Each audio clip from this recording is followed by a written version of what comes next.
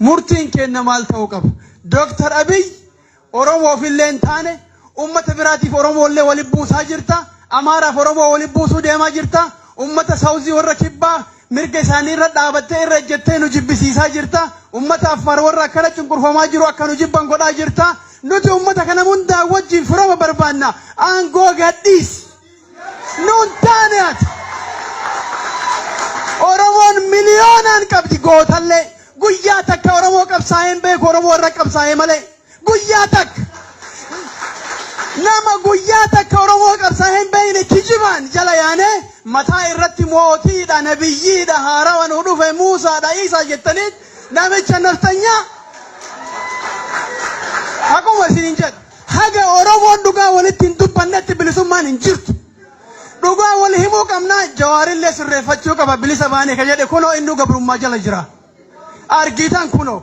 So bilisummaan dhugaa gaafa Oromoon sagalee ofii ol baaftee mootummaa ofii barbaaddu filattee kunnuu ta'e jette.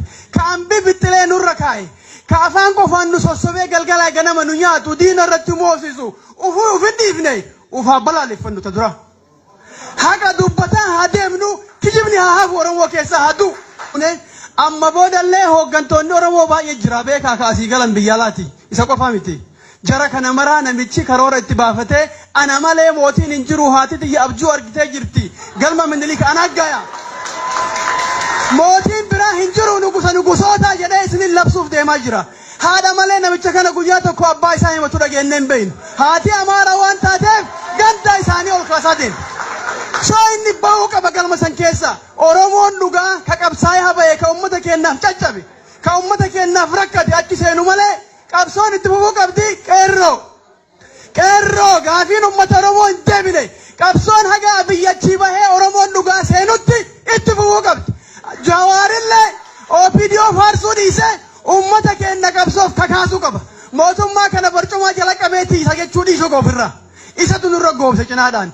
Dhugaa dubbachuu qaba dhugaaf dhaabbachuu qaba. Kana dubbiin jirtu murtiin kenna.